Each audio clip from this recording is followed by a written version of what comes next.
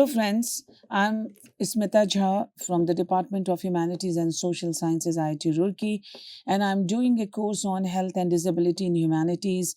And under that umbrella term, today I'm going to discuss anxiety disorder in health humanities. In previous lecture, I have already analyzed attention disorder. So let us know what is anxiety disorder. Conception of disorders with health humanities.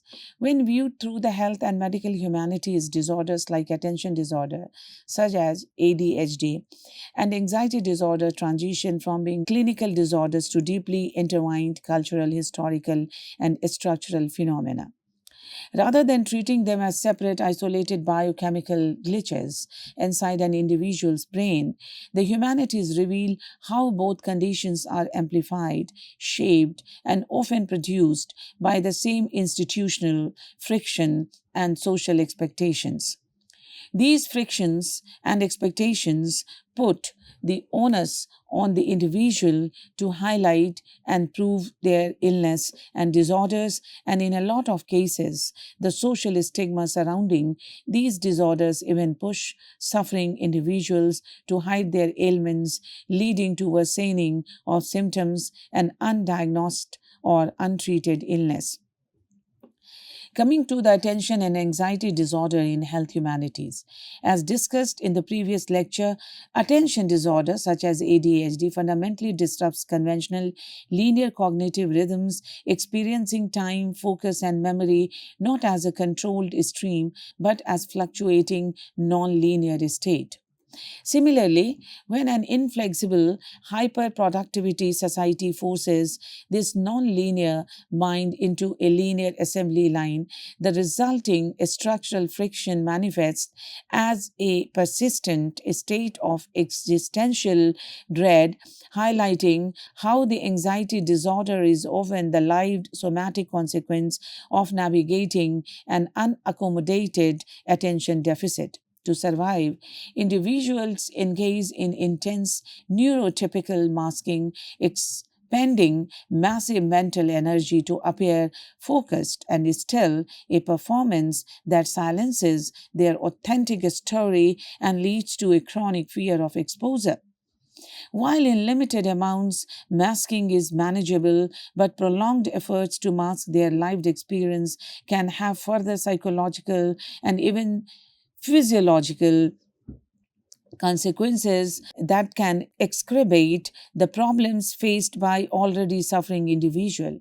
This is precisely where narrative competence, the clinical and human capacity to acknowledge, absorb, interpret, and be moved by the stories of illness becomes an essential diagnostic and therapeutic tool that can aid both the caregiver as well as the suffering individual in navigating socio-cultural and professional barriers. A purely clinical gaze focused on checking off isolated checkbox in the DSM-5 fails the human being by separating the attention deficit from the anxiety. Narrative competence allows a practitioner to listen underneath the performance of the mask, recognizing that the patient's panic and cognitive blocks are not individual failures of discipline but a structural fallout. It enables the care provider to absorb a fragmented, non-linear narrative without forcing it into a standardized chronological clinical history, thus validating the invisible struggle of a mind wandering or fracturing as a natural defense mechanism against sensory overwhelming environment. Building directly from the foundation of narrative competence, this is, as discussed, the vital clinical ability to acknowledge, absorb, interpret, and be moved by the stories of illness. The health humanities field reframe anxiety. By moving beyond rigid biological and chemical definitions, the health humanities analyzes anxiety not merely as an internal pathology, but as a deeply cultural, historical, and structural human experience. It is an effective state shaped by the pressures of contemporary life, systematic inequities, and collective histories. When these Symptoms manifest as persistent, distressing, and uncontrollable worry that disrupts daily life. They can reach a threshold where they significantly impair a person's ability to work, study, or maintain relationships and affect their personal and private well being, such as hygiene or self esteem. Coming to anxiety as functional disability. Within contemporary legal and social frameworks, the severe impairment mentioned earlier is recognized globally as a functional disability, that is, a disability that directly affects an individual's daily functioning, causing them to fail or perform poorly in social and professional settings. However, interpreting anxiety through a medical humanities lens requires a careful distinction. It recognizes the experience of functional disability, including the lived reality of being restricted or marginalized by a world that fails to accommodate mental distress without misrepresenting anxiety as an inherent, static, or absolute biological deficit. Instead, anxiety as disability is understood as a dynamic situational friction between a person's internal landscape and the structural demands of their environment. While the internal condition of the individual is one of the constant apprehension and expectation of incoming problems, the external environment presents a space that doesn't allow one to express these apprehensions and thus deal with the constant buildup of fears and expectations. To achieve this nuanced understanding, the humanities they rely heavily on social model of disability, which creates a distinction between the medical illness or impairment and the experience of being disabled. Coming to the social model of disability, the humanities emphasize the social model of disability, which separates a medical impairment from the experience of being disabled, which are understood as distinct concepts and thus assessed accordingly. While mainstream medical discourse centers the gaze of the patient's impairment, making in the process focus of analysis and diagnosis, this model brings focus to the socio-cultural experience of disability, wherein the impairment is not seen in isolation but understood as a construct composed of a number of external and internal factors and accentuated by an unaccommodating societal structure. So, coming to the societal barriers, and this speaks of the model which argues that a person is disabled not by their anxiety itself, but by a society that refuses to accommodate it and puts the responsibility on the already anxious and suffering individual to deal with it.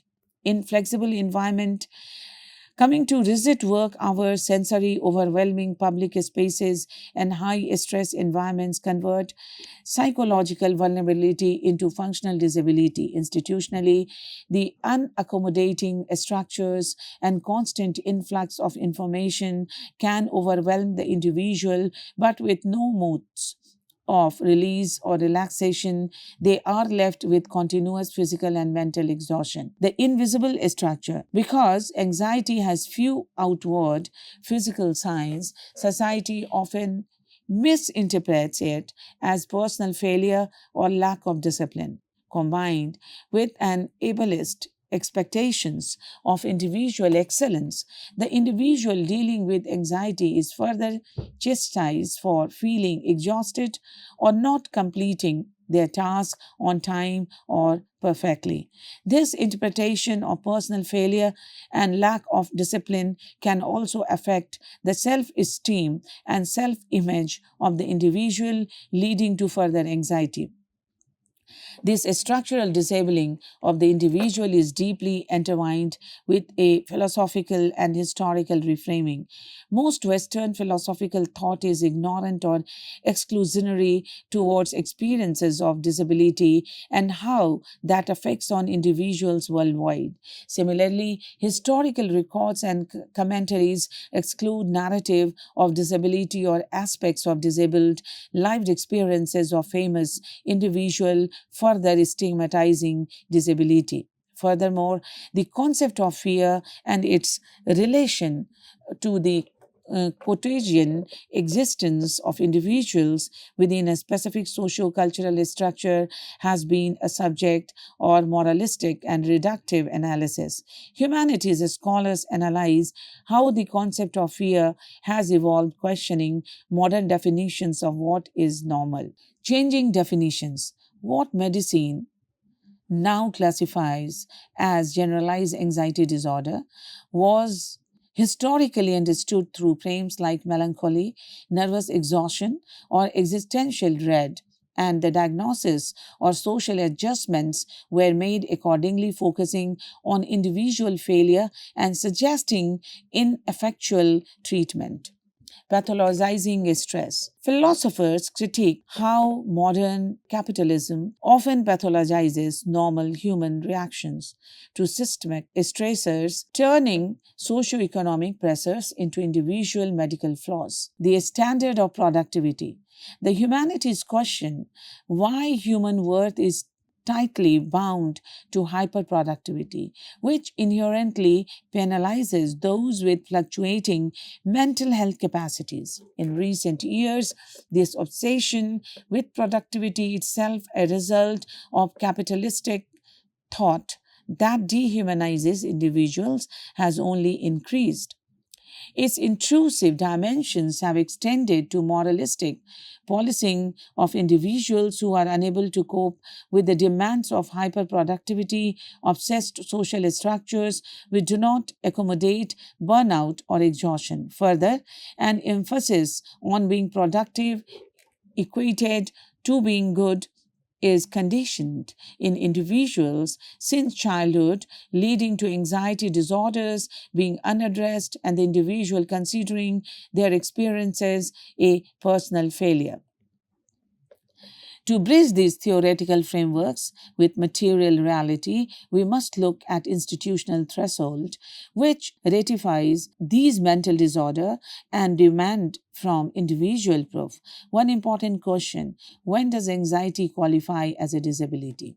Anxiety qualifies as a disability when it prevents you from participating in a standard daily operations and affects your personal and professional relationship.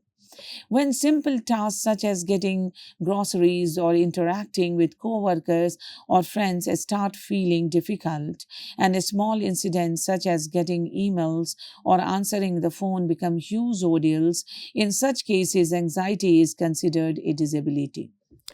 This typically requires documentation of significant impairment in at least one of the following areas: employment. In an individual's professional life, this can manifest as inability to maintain concentration, meet deadlines, or interact with colleagues due to severe panic attacks or social phobia. Daily living.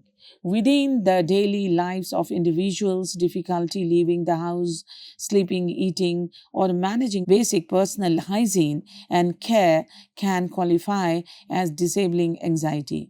Usually, sleeping difficulties are one of the first signs of anxiety. Social and cognitive functioning. Severe cognitive blocks, memory issues, or overwhelming dread that prevent communicating and community engagement is another important symptoms of anxiety disorders, which can lead to the individual feeling isolated and more anxious. Once these functional thresholds are met, another hurdle and individual faces is navigating institutional spaces that require translating lived suffering into bureaucratic legibility. Simply, the lived experience of anxiety or disability is not enough. For any support or aid, material evidences or documentations are required in order to make the disability and anxiety legible and concrete to the bureaucracy.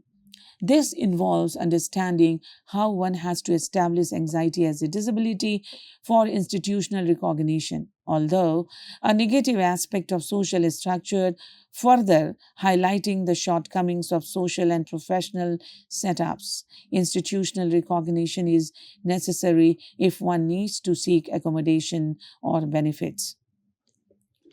counterintuitive for an individual struggling to perform basic daily tasks. For institutional recognition of anxiety as disability, one must generally provide a comprehensive paper trail that includes official diagnosis, a formal diagnosis from a licensed mental health professional, psychiatrist, psychologist, or clinical therapist using the DSM 5 criteria, clearly listing and explaining the disabling aspects of the disorder and the need for the individual of external aid or support.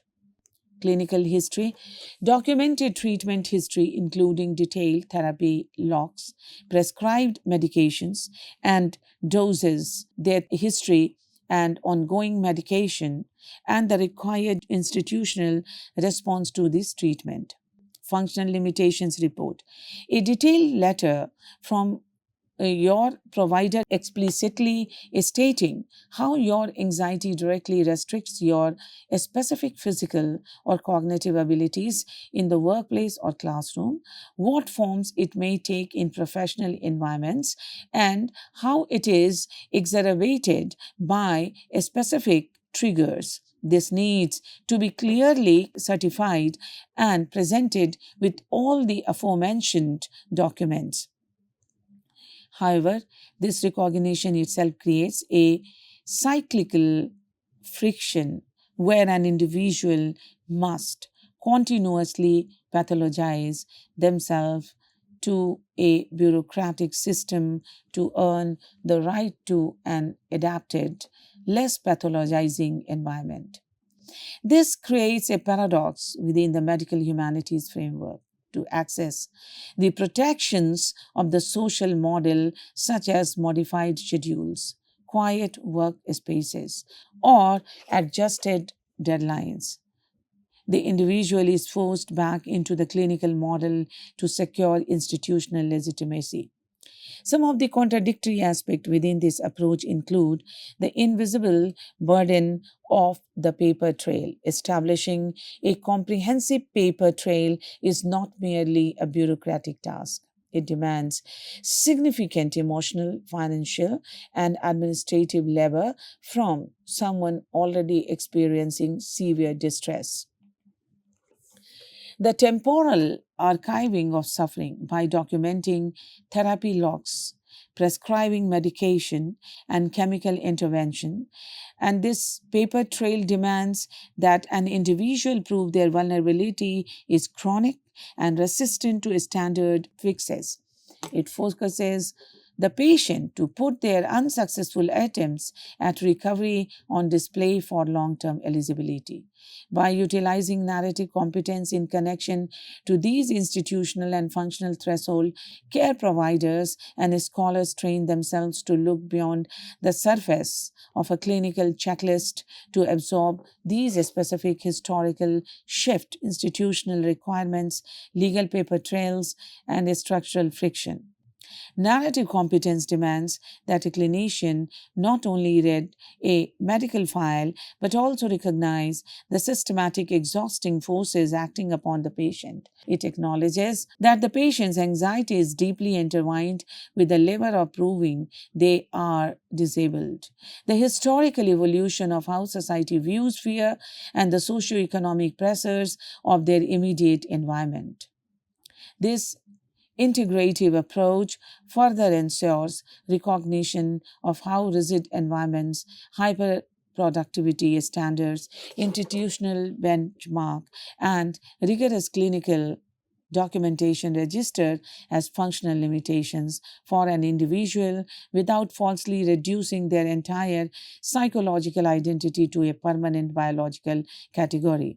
It holds a space for a vital distinction, acknowledging that a person is functionally disabled by a rigid world today while refusing to define their essence, potential, or further by concrete or static medical pathology. Now, the shift to functional advocacy. To address anxiety as a disability, one must shift from explaining internal feelings to documenting one's functional limitations and requesting a specific actionable changes. These change must also be supported by the institutions and social structures which are ideally constructed for the individual. How you approach this depends entirely on the environment you are navigating, whether it is social one, a professional one, or a personal one. In both private and public spheres, the suffering individual should have certain safeguards and supports that aid with anxiety and allow them the space to function accordingly. So, in the workplace, requesting accommodation under the law, one does not need to disclose one's full medical history or diagnosis to one's employer. One only needs to establish that they have a medical condition that limits a major life activity. And this legal boundary is a critical tool for privacy, ensuring that an individual is not forced to compromise their personal history to secure their workplace rights. It shifts the entire conversation away from an invasive investigation into a biological pathology and refocuses it entirely on environmental adjustment. Focus on the impact, not on the emotion. Do not say, my anxiety makes me stress. Instead, say, my condition causes cognitive blocks during high stress period, which impacts my ability to process verbal instruction quickly. This shift in phrasing strips the conversation of subjective interpretation that an employer might dismiss as a personal vulnerability, which is unfortunately a frequent case. Arising from a socio cultural setup of perceiving disabilities and individual failures rather than actual problems that can be addressed and aided. By reframing the emotional state as a specific episodic cognitive block, it establishes a functional limitation that directly intersect with workplace performance, forcing the organization to view the issue as a structural hurdle rather than a lack of discipline. So connect the limitation to a solution. Frame your request by matching your specific struggle with a reasonable modification. This step removes the abstraction from the accommodation process by linking a clear cause with an immediate manageable effect. It ensures that the employer is not left to speculate on how to handle your vulnerability, but is instead provided with a precise actionable roadmap to remove the environmental barriers that are causing the functional disability. If you struggle with open offices, request a quiet workplace or noise cancelling headphones. This directly targets sensory overwhelming public spaces, transforming a high stimulus environment into one where concentration can be maintained. If panic attacks disrupt your morning, request a flexible start time or remote work option. This addresses the rigid schedules that penalize fluctuating mental health capacities, allowing the individual to manage acute symptoms without facing professional penalties. If unexpected meetings trigger panic, request written agenda 24 hours in advance. This modification transforms an unpredictable, high stress environment into a structured framework, providing the predictability necessary to prevent cognitive blocks and community disengagement. Addressing anxiety as a functional disability thus requires an essential synthesis between the clinical sciences and the insight of the health and medical humanities, moving beyond a purely biological definition of a physiological disorder to expose how rigid environments convert interior vulnerability into material limitations. By grounding this analysis in the social model of disability, we recognize that a person is disabled not by their anxiety itself, but by a society that refuses to accommodate it through inflexible work hours, sensory overwhelming public spaces, and an insistence on hyperproductivity. Narrative competence serve as the vital ethical bridge in this framework. Without the ability to acknowledge, absorb, and be moved by the stories of illness, the rigorous documentation required to establish institutional legitimacy dissolves into becoming a cold, bureaucratic paper trail that forces an individual to pathologize themselves just to secure basis structural protection. When individuals navigate this institutional paradox by shifting from explaining internal feelings to documenting functional limitations and requesting a specific actionable workplace changes, they are engaging in a precise form of advocacy that the medical humanities validate. This integrative approach ensures that one acknowledges the profound daily reality of patients' functional impairment and their fluctuating mental health capacities, providing them with authentic structural empathy and practical relief without falsely reducing their entire psychological, cultural, and human identity to a permanent biological category. With this, I wrap up the discussion on anxiety disorder. Let us meet in next lecture on health and disability humanities. Thank you.